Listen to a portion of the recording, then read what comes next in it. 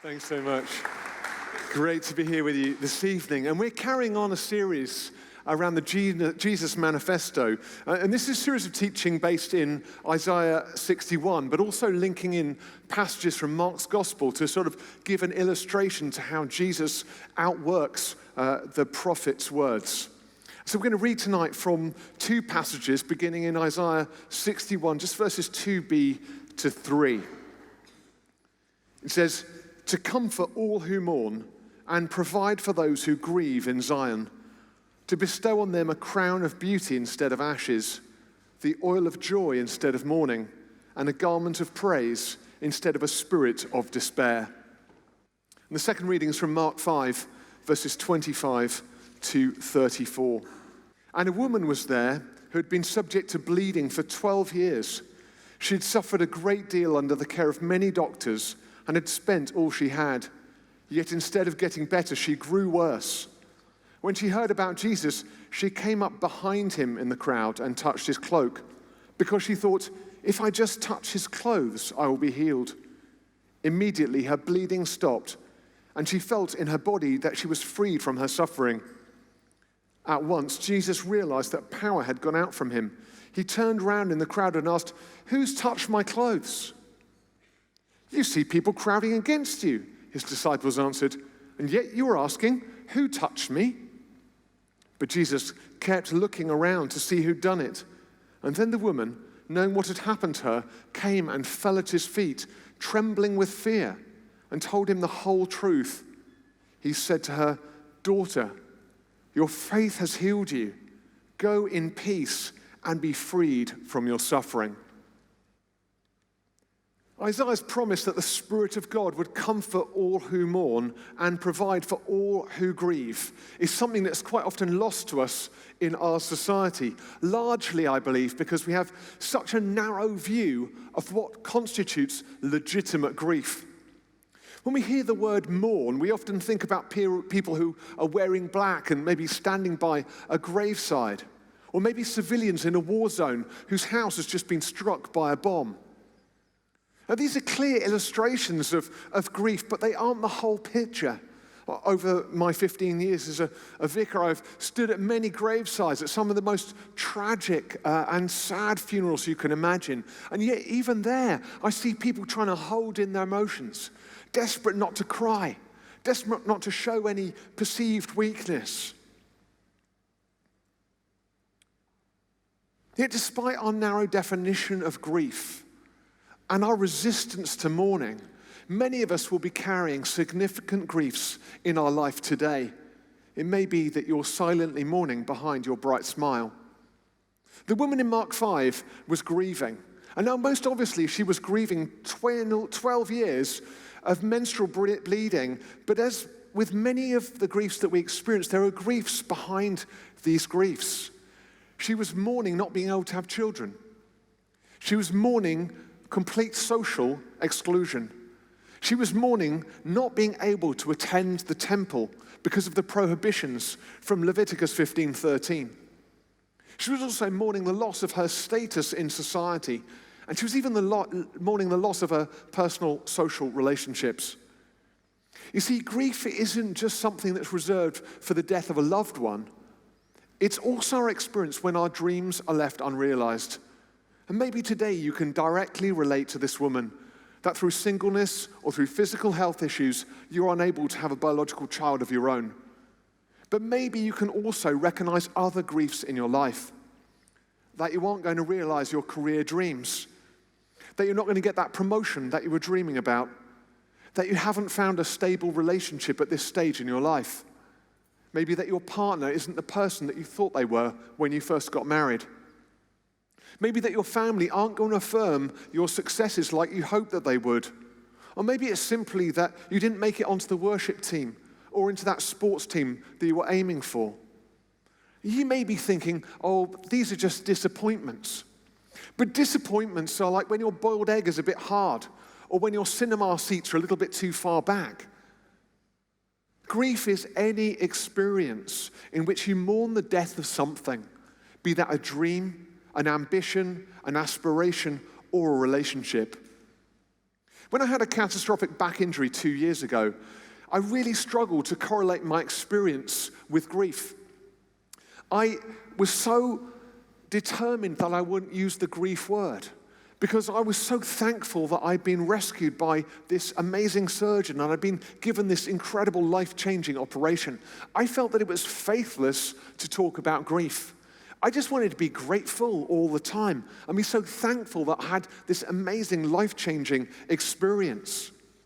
I spent a lifetime playing sport and running up to my injury. I'd actually been running every day for 45 minutes or an hour. And when I had my injury, my surgeon told me that I could never run again. And I remember saying to him, "Oh, that's fine. I'm just glad I can still use my legs at all." The fact is, I wasn't fine. I realized I wasn't fine when I started walking on my old running route and had this real urge to put my leg out and kick the people who were running past me. I realized I was mourning sport, I was mourning running, I was mourning exercising. I hadn't let it break in because I was so desperate just to be grateful. And if I was listening to this talk, I'd be wondering, are you just opening a massive can of worms here? Are you unlocking some terrible thing within me which, once it's burst out, will never be put back? How am I going to hold it together? Are you unleashing the floodgates and I'm just going to fall apart? Well, you see, we rarely mourn because our circumstances don't provide us with a framework within which it's safe to do so. We experience in our lives many blockages to grief. Some of the blocks we face are difficult things around a lack of confidence. We lack understanding about grief and what it is. We think that we're just experiencing disappointments. We lack awareness of our own grief. Sometimes things just hidden within us that we've lost and we've never grieved or never really engaged with. We lack the confidence to engage with the griefs that we have experienced because we're just not quite sure how to process them. And mostly we lack support. We just don't know who to turn to when we're experiencing grief. And the reality of all these lacks is that we're blocked altogether from experiencing grief and therefore moving through grief in our lives. This woman with bleeding had been blocked from grief for 12 years. The law prohibited her from going to the temple, the place of her spiritual, physical, social, and cultural healing. If she couldn't go to the temple, she couldn't see the doctor. If she couldn't go to the temple, she couldn't see the social worker. If she couldn't go to the temple, she couldn't see her pastor.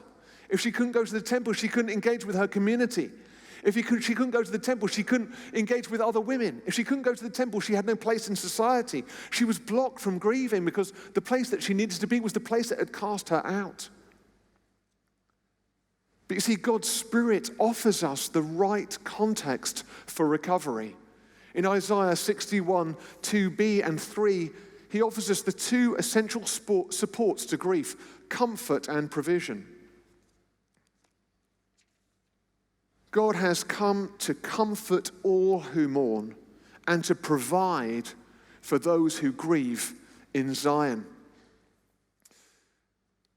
Grief is like a pressure within us. It's a bit like this balloon. It's a deep thing, but it's a hollow thing. It's a dark feeling that kind of builds up within us like a great pressure. But it also hollows us out from within. And we can walk around, carrying this grief, yet refusing to ever truly engage with it. But the Holy Spirit comes to offer us a different sort of comfort. And his comfort, his embrace, begins to deflate the power of grief in our lives. His support, his comfort lets out the power of grief. But God doesn't want to leave us empty. He wants to refill us. He wants to breathe his Spirit into us, offering us this new support, this comfort, this provision. We're comforted by his Spirit, and then he provides for us. And he refills us with good things. We need both his support and we need his provision. Dave, maybe you can take that from me. This is what I call CPR. It's the CPR of our spirit, that actually we need comfort and provision for recovery. The Spirit has come in order that we might have the comfort of him, of the comfort of God. He's come to comfort those who grieve. He's come to comfort those who are brokenhearted. And he's come to provide for us.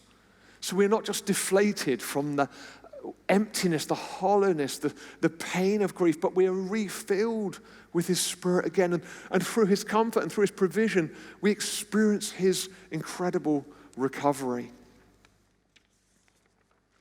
You know, Jesus provides both comfort and provision for the grieving woman in Mark 5. In verse 28, she says, "If I just touched his clothes, I will be healed." The Greek word for healed is the word sozo, which means much more than just physical healing. It literally means to be made whole. And the woman with bleeding is a penniless, nameless outcast. Her grief was more than anemia. It was more than cramps. It was more than exhaustion, even though those were terrible and part of her experience. But she needed more than a healing. She needed a biopsychosocial spiritual restoration in order that she might be whole. It wasn't just enough that her bleeding might stop. This woman was an outcast of outcasts. She needed to be made whole by Jesus and by his Spirit. You know, when we carry unresolved griefs, they eat us away. They eat away at our God-given identity. You see, where there's loss, there's also blame. Internally, we begin to believe that we're responsible and we carry shame. We carry the shame of loss as much as we carry the loss itself. And this woman had an illness, and yet she'd become an outcast. When she approached Jesus, she approaches Jesus from behind. She doesn't want to be seen. She touches him in a crowd because she fears his condemnation. She doesn't anticipate his love. When I was traveling on the RER in France, which is like the tube but deeper underground, I had the confidence of a London traveler. I was like, I'm in France, it's the same thing. My wife, who'd lived in France, told me, before we got on the RER, make sure you haven't got your wallet in your back pocket. I remember thinking, that's ridiculous. I don't need to think things like that on the tube in London. I'm sure I don't need to think like things like that on the RER in France. When I got on the train with my two children and all my baggage, two friendly local French gentlemen sort of bumped me on the shoulders. I thought maybe it's a French greeting. And so I stepped into the tube and I kind of, looked around me at the various other traveling passengers, my companions for the route. And as I left the train, they bumped me on the shoulders again, slightly harder than the first time. And when they bumped me again, I thought, wow, it really is a friendly place over here in Paris. I suddenly realized that my wallet had departed that second time from my back pocket, was now running down the platform at great speed. My wife took chase after the first gentleman who passed his wallet to his friend who was a faster runner than he was.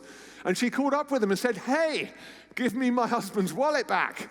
At that point, I thought I might lose my wife as well as my wallet, so I politely stepped in and said, "Oh, I'm Mr. French person, I'm sure. We're all Europeans here at this current time. If I could just have my wallet back." Needless to say, I didn't get my wallet back. But it was interesting because despite being targeted, despite being a victim, I was ashamed at my loss. I felt ashamed. I felt guilty. I felt embarrassed that I had been pickpocketed. I had lost, but I felt ashamed. How much more, after 12 years of ministration, should this woman feel shame and loss? You see, the woman with bleeding lived in a culture that shamed women. The Hebrew word for menstruation is nihar, which literally means to cast out, to be banned, to be separated, to be moved away. And Roman culture, which was as much a player as Jewish culture in Israel at the time, was equally hostile. Roman philosopher and author Pliny the Elder blamed women's blood for turning new wine sour, making crops wither, killing grafts, drying seeds, killing bees, and rusting iron and bronze. Such was this woman's shame after 12 years of illness in this culture that she approaches Jesus in this packed crowd, avoiding his glance. But by avoiding Jesus' face, she also avoids her recovery. Psychologist Dr. John Townsend says, this is why God put tear ducts in our eyes, because someone should be looking at us when we're crying. Then we know that we are not alone, that our tears are seen and heard. For this woman, bound by shame, bleeding after 12 years in this hostile culture, she came to Jesus from behind. She doesn't want to be seen. She wants to avoid. She doesn't even intend to touch his body. She just wants to touch his cloak because she believes that she would defile Jesus if she touched him. But such is her faith that she also believed, if I just touch his clothes, then I will be healed.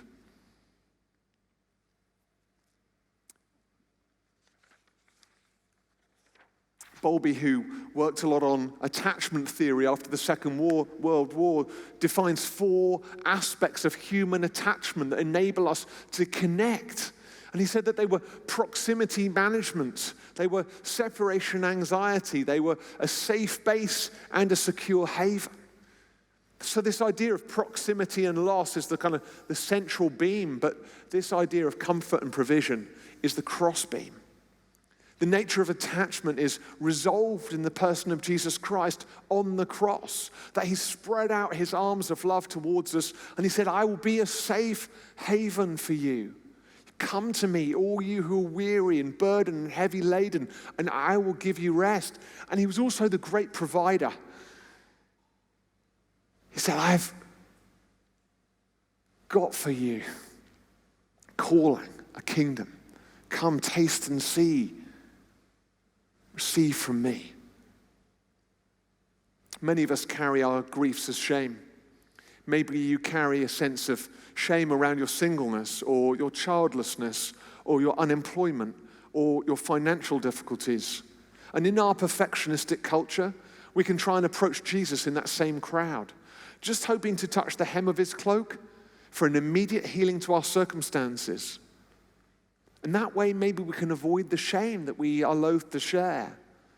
But Jesus hasn't come to simply restore us from our circumstances. He's come to restore us. He's come to meet with us. This is the contrast between the life of mourning lived under the crown of ashes, where your dreams are reduced to dust, and a crown of beauty, which is a sign of the restoration of your dignity. The oil of joy in Isaiah 61 was not some highbrow perfume to decant around your neck. It was a sign of honor. Your honor has been restored. It's not that what we've lost has been restored to us. It's that you've been made whole despite your loss. When Jesus realized that power had gone out of him, he could have let the woman walk away. You almost think, oh, maybe it would be more compassionate for Jesus just to let the woman go away with her physical healing. But Jesus wants to offer her more than she requested. He wants to offer her sozo, wholeness. The woman wanted to secretly take a healing from Jesus, but Jesus wanted to publicly give the woman more than she'd come for. Who touched my clothes, he asks. And she comes trembling in fear. Such was the Levitical value to women's bleeding that a man would be defiled, a rabbi would be defiled, being touched by a woman who was experiencing her period. She comes trembling in fear. Her grief has been exposed to the crowd, and no doubt her sense of shame has been multiplied tenfold. She falls at Jesus' feet, shaking, expecting a punishment. She's carrying the spirit of heaviness, which is so common to those who grieve. She's touched the great rabbi's clothes. Surely she's defiled him. Yet Jesus removes the cloak of grief from her shoulders, and he replaces it with the garment of praise. He says, "Daughter, your faith has healed you. Go in peace and be freed from your suffering." You know, when Jesus calls her daughter, it lifts the grief of loss and it gives her the comfort of family. This daughter has a father. When he commends her faith and says, "Your faith has healed you," he lifts spiritual shame and he gives us spiritual honor.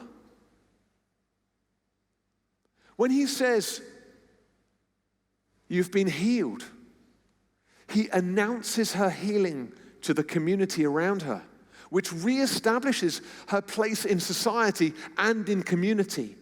Effectively, he's enabled her to come back in.